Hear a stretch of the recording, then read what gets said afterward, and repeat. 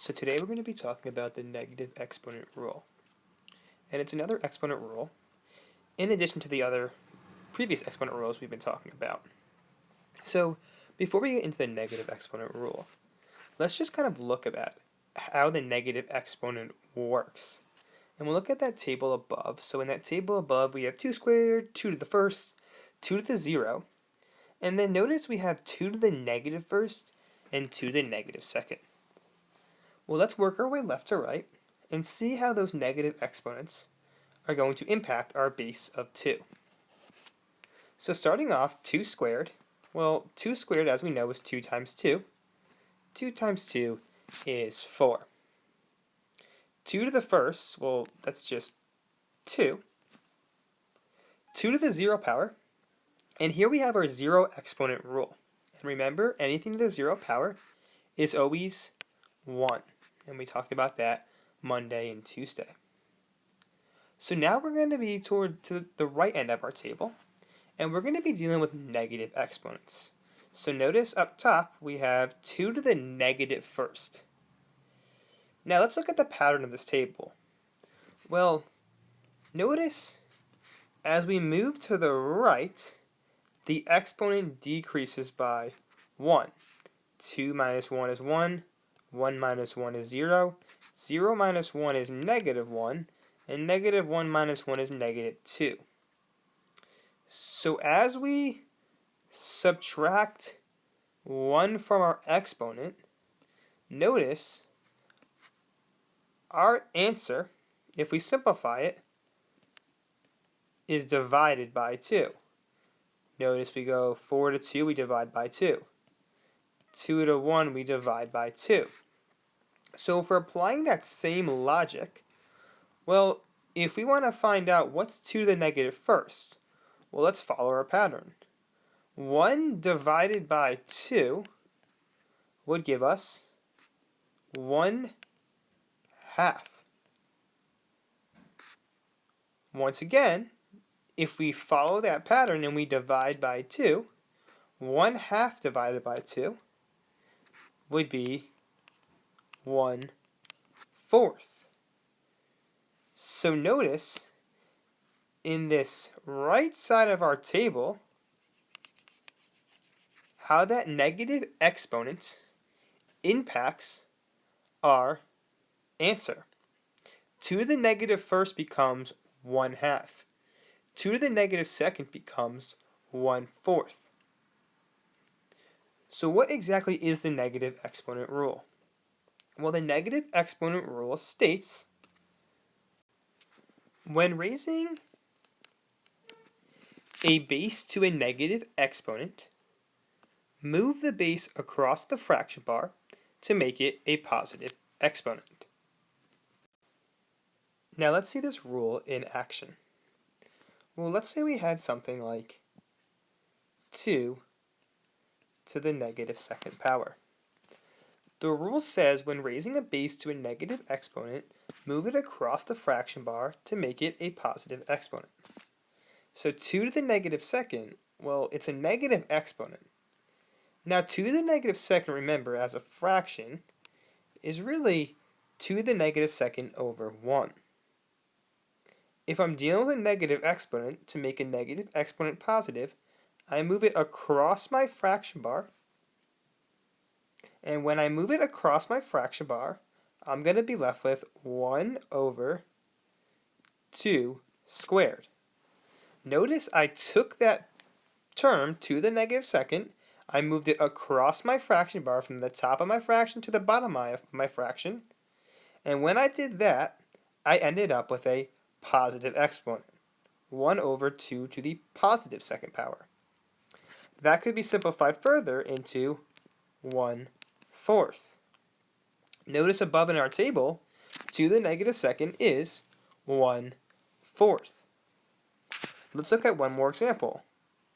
Well, what if we had something like 1 over x to the negative third power? Now the negative exponent is on the bottom. Well, to make a negative exponent positive, we move the term with the negative exponent across our fraction bar. It's on the bottom here. I'm going to move it above. from the denominator to the numerator. When I do that, I'm going to be left with x to the positive third over 1. So once again, when raising a base to a negative exponent, move that term, that base with the negative exponent, across the fraction bar to end up with a positive exponent. Now, why does this rule exist? Well, let's see this rule in action. So in this problem in blue, we have x cubed divided by x to the fifth. Now remember dividing same bases. When you divide same bases, we always subtract our exponents. So what we can do is, we can subtract our exponents, so we have this 3 and this 5. 3 minus 5 would give us x to the not positive second, but the negative second power. Now notice here I'm left with a negative exponent. Well, let's see this problem a different way. What if we saw the problem in expanded form? X cubed in expanded form would be x times x times x. X to the fifth would be x times x times x times x times x. Now notice if you simplify this, well, we'd kind of follow those same rules. We would divide top and bottom, divide top and bottom, divide the top and the bottom. I'd be left with 2 x's on the bottom. In other words, 1 over x squared. Now remember the rule with negative exponents. To make a negative exponent positive, move it across the fraction bar.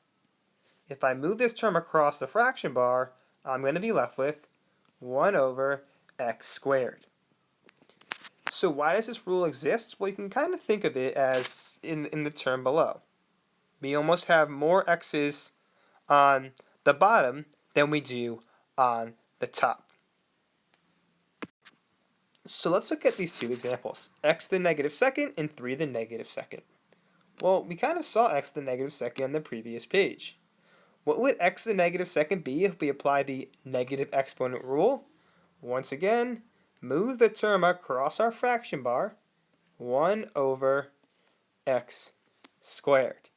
Notice once again, the exponent changes signs. It becomes positive. 3 to the negative second, use your negative exponent rule, move that term across the fraction bar, 1 over 3 squared. Now 1 over 3 squared could be simplified further, 1/9. Notice I first simplify after I make that exponent positive. And I end up with 1/9. So once again, we're moving that term of the negative exponent across the fraction bar to make that exponent turn positive. Let's look at two examples below dealing with the negative exponent rule. So when we raise 2/3 to the negative second power, we're going to be using the power to a power rule to start off. So remember, the power to a power rule says when you're raising a power to a power, we multiply our powers, our exponents. This really, we can see this as 2 to the first power and 3 to the first power. Now, 2 to the first raised the negative second, I'm going to multiply my exponents. 1 times negative 2 would leave me with 2 to the negative second. Similar idea. 3 to the first, raise the negative second power, I'm going to multiply my exponents, 3 to the negative second. Now notice here I have a negative exponent on the top and a negative exponent on the bottom. Remember the rule, to make a negative exponent positive, we move our terms across the fraction bar.